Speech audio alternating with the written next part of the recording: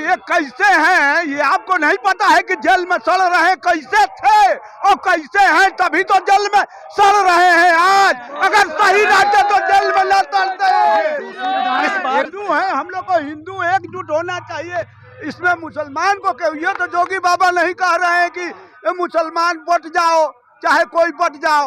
अरे भाई कह रहे हैं कि हम लोग हिंदू हैं, हम लोग हिंदू को एकजुट होना चाहिए।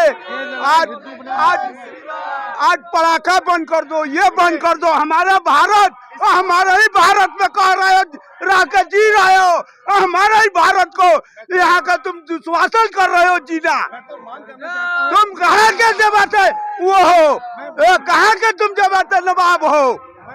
हमारा भारत, हम नवाब हैं, तुम नवाब नहीं हो। क्या कहना चाहते हैं? आज योगी जी आए थे, क्या माहौल बदलेगा? देखिए, कहने की कोई जरूरत नहीं, सब कुछ प्रत्यक्ष प्रमाण है आपके सामने कि मतदाता और शुभचिंतक भारतीय जनता पार्टी के पक्ष में शीशामऊ विधानसभा को जिताने जा रहा है। इसमें किसी भी प्रकार की दो राय नहीं कि इस बार जो सामने वाला प्रत्याशी वो कहीं नहीं है, और हो सकता है उसका भी वोट भारतीय जनता पार्टी के सुरेश अवस्थी को मिल जाए। पक्का पक्का ये जनसलाप उनको देखने के लिए है। पहले ऐसा क्यों नहीं हो पाया?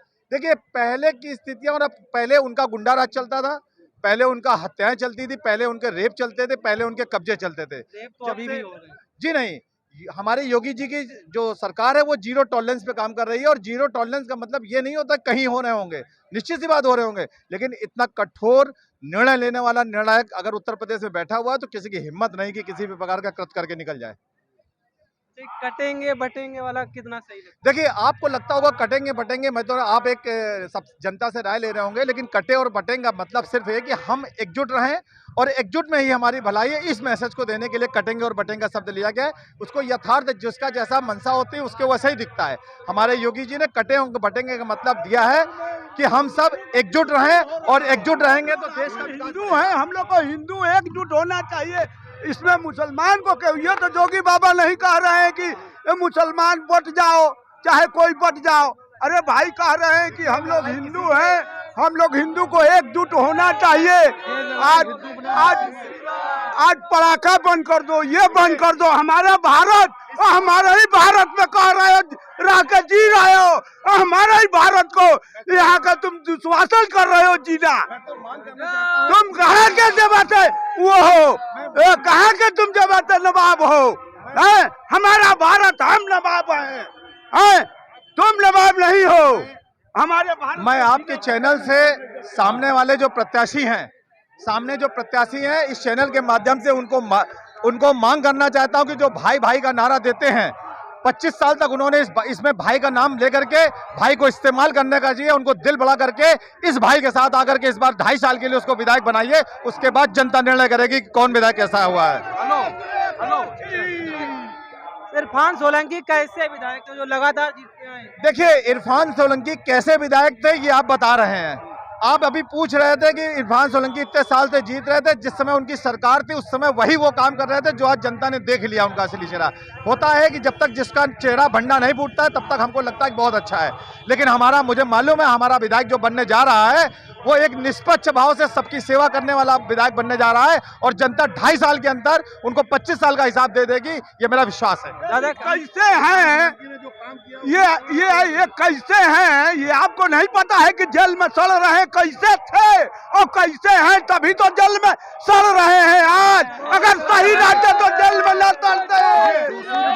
एक प्रकार का दोषी विधायक जो शीशामऊ विधानसभा को कई सालों से, नाम बताइए पहले। इरफान सोलंकी जो पूर्व में हमारे शिवम दीक्षित हिंदू जागरण मंच का मैं प्रांत सदस्य हूँ।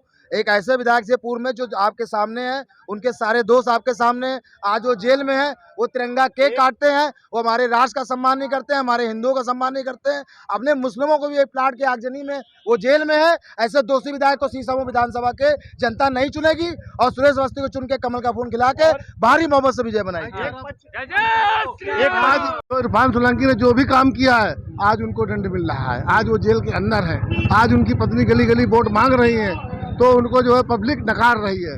हमारे सुरेश अवस्थी जी ने पीछे कार्यकाल में भी काम किया, और आगे आने वाले विधानसभा चुनाव जीतने के बाद भी काम करेंगे। क्या कह रहे हैं, क्या नाम है? मेरा नाम श्यामवार पांडे है। योगी जी क्या बोल के गए? योगी जी बोल गए एकता में एक शक्ति है, और विकास कार्य के लिए बोल गए, जो कानपुर को आगे बढ़ाने का काम उन्होंने किया है। जो गरीबों की झोपड़ी जलाता हो जो गरीबों को सताता हो, दंगे कराता हो, जो अपने क्षेत्र का विधायक रहता हो, इस क्षेत्र में आता हो, ऐसे विधायक से हमें क्या लेना देना है। तो अब ये सीट दे रहे हैं इस बार योगी जी? ये आपकी फुल बहुमत से दे रहा है, पूरी देगा क्योंकि जनता 20 साल से तो सूखा पड़ा है। नहीं 20 साल में उन्होंने जो किया अपराध उसकी आज जो है न्यूज पड़ चुकी है, सब लोग देख लिया कानपुर की जनता ने। क्या कहना चाहिए, क्या नाम आपका? मेरा नाम शशांक शुक्ला है। मैं पूर्व जिला महामंत्री राष्ट्रीय बजरंग दल से हूँ। क्या कहना चाहते हैं? मेरा यही कहना है कि इस बार भारतीय जनता पार्टी प्रचंड बहुमत से सरकार बनाएगी, हमारा विधायक चुनेगा।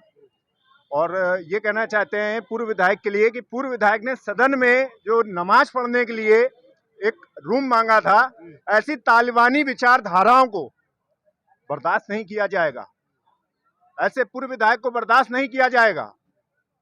और हमारा यही कहना है अंत में कि योगी जी क्या बोल के गए आज?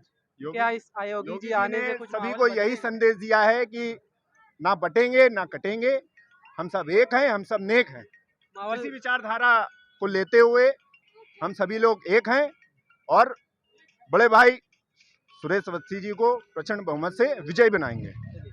चलिए, हाँ क्या मैं एक और आपके सामने आपके चैनल के माध्यम से जनता को बताना चाहता हूं कि इस बार का जो 9 जगह का चुनाव हो रहा है, या तो वो विधायक सांसद बन गया है या किसी का है, लेकिन जो वर्तमान जगह का विधायक है वो एक हत्या के आरोप में जाने के बाद उन्होंने सदन की मर्यादा को तार तार किया है। क्योंकि एक विधायक अगर किसी हत्या के केस में, आगजनी के केस में, और मुझे लगता है जो उन्होंने कांड किए हैं यही दर्शनपुरवा में, यही मेडिकल कॉलेज में, और यही केक काटने के लिए, और यहाँ तक तो चलिए उसके बाद उन्होंने अवैध रूप से गलत तरीके से बांग्लादेशियों को इस देश में बसाने की साजिश जो की है और एक नकली प्रमाण पत्र घोषित किया है, निश्चित सी बात वो देशद्रोही की श्रेणी में आते हैं। जो उन्होंने जलाभिषेक किया था मंदिर पर, उस पर क्या कहना? देखिए, जलाभिषेक के लिए मैं जलाभिषेक के लिए बिल्कुल नहीं मानता हूं, लेकिन मैं पूछना चाहता हूं उनका पहला वीडियो देख लीजिए और दूसरा वीडियो देख लीजिए। दूसरे वीडियो में उन्होंने कहा है कि हम वहां पानी चढ़ाने गए थे। एक हिंदू समाज के लिए शंकर जी के शिवलिंग पे जलाभिषेक करना उसके मन की मन्नत को मांगना होता है। और अगर उन्होंने बाद में एक शब्द और जोड़ा है कि मुझे लोगों ने माफ़ी मांगने के लिए, हमारे अकाउंट ने कहा है मैं माफ़ी मांगती हूँ, मैं ऐसे काम नहीं करूँगा। मुझे कहना, अगर माफ़ी मांगना है तो इस देश की जनता से मत मांगिए, इस सीसामो विधानसभा की जनता से ना मांगिए। माफ़ी मांगना है तो आपके जो समाज की जो महिला, जिसके पति, आपके पति ने जिसके आग लगाने का काम किया है, जिसके घर में उसको पति, बेवा पति को, अगर उसके बेटे को अलग करने का काम किया है, माफी उनके चरणों पे जाके मांगे। यदि वो ये करती हैं तो निश्चित सी बात उनको माफ करने किया जाएगा। ठीक, चलिए, ये भारतीय जनता पार्टी के कार्यकर्ता थे। जाहिर तौर पर बात है कि ये लोग अपनी बात जरूर रखेंगे। फिलहाल आप लोग उनकी बातों पर क्या कहना चाहते हैं, अपनी राय आप लोग कमेंट बॉक्स में दे सकते हैं। धन्यवाद।